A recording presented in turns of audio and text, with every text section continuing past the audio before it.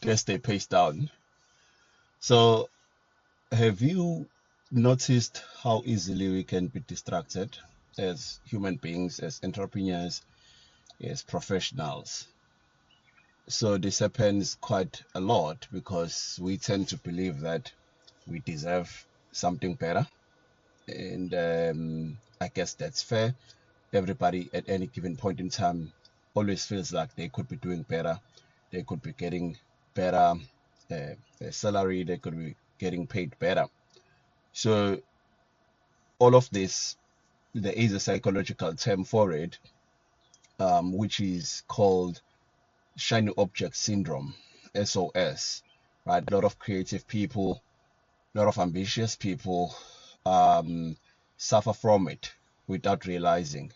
So it's defined as a continuous state of distraction in one's mind, whereby you have a task that is at hand, but a brand new idea pops up, and a brand new opportunity lands on your path. And so the brain gets excited, and to a point that it then feels like you are wasting your time with the current task. You should immediately take advantage of the new opportunity. So I suffered from this a lot at the beginning of my career to probably mid senior level of my career, whereby I'd always feel like my job is mundane, is boring. I could be doing something better out there. And I would leave jobs, I would leave jobs a year into the job and just, change jobs and try for something else. But that actually, and I've spoken about this before, that delays your progress because you see, progress is best measured over a continuous period, you know, 3 to 5 years of being committed into something, even from a principles of investing, and you can, the studies out there check on that. But from a 3 to 5 years commitment, that's when you can truly measure your progress and success in a task, in a role, in a business, because there is cycles, there is a learning curve that you'd have to go through in your first, second year, third year. That growth is not linear, but it takes the various steps as you go through it. So this week, as fate would have it, I was dealt a heavy blow in my team where one of the people who resigned. They tendered their resignation, and they'd been with the company just since July. And I just could see that they are struggling with the fact that there's now this exciting new opportunity, which promises them more money. And so they don't see the value of continuing with their current role. And I mean, I'm not one to judge. We all have got to be loyal to ourselves, to our dreams, and to our ambition. But it really got me thinking and reflecting a lot, and how we um, uh, pass on making the best of opportunities because we've got this new shiny object that has landed on our path. So I read a bit about it, and there is quite a number of practical strategies, in terms of how to defeat the shiny object syndrome. For me, just probably one that I would like to stick on here. There's a lot of things, mindfulness and that you can practice to help you, conquer shiny object syndrome. But for me, I want to emphasize on the principle of honoring your current commitments. Honor and embrace the current state of your life, where you are. If you've gotten into a contract and you've promised to deliver a certain thing, or somebody asked you to do content for them if you're a content creator, and although you may seem like this is, you know, doesn't fit with my brand and all of those things, but you've agreed to do it. So just a very basic principle: honor to deliver on your commitments. Honor your commitments.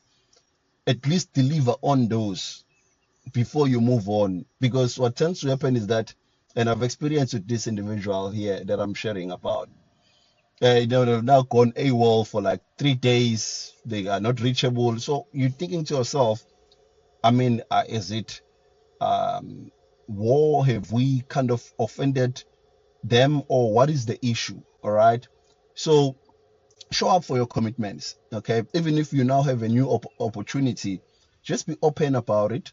Um, engage openly. And I mean, they could be going through whatever, but without knowing, we can't say what they're going through, right? So honor your commitments. Just show up and be honest about it, and you'd be surprised. The people that you think maybe would hold it against you, they actually support you with the transition in terms of then making the best of your new opportunity. So your current colleagues, your current partners, they are not always your enemy. Understand that they are not always your enemy, and they don't wish you bad. So I mean, the experience is differ. You may be in an environment where you're really not feeling appreciated, whatever the reason. But in my experience, our brain tends to work out scenarios that are not true, where you feel like, yeah, you're not being supported, you're not being appreciated, but you've never spoken about those feelings, in that current space of business or work. And so the people that you are actually angry at, they have no clue that you are actually not satisfied or fulfilled. So check yourself in that instance, and avoid having to jump onto every new exciting opportunity and idea, because you run a risk of leaving a lot of things half done or undone. And so at later, that does tend to have a negative impact on your character and just how you feel about yourself, because you're going to think, I could have done it better that way. So you are now in the new opportunity, but you're going to still be hung over the fact that you banged the door when you left at the previous opportunity, or you dropped them at last minute. You left things up in the air. So one of my mentors, Mr. Ngane, shout out to you, sir, said this to me: make it your business that you don't owe anyone in any opportunity that you are in. So he believed in a strong principle that for any role, he must spend at least 7 years. I say, that's a long time. For me, the most consistently maybe was 3 years in a role.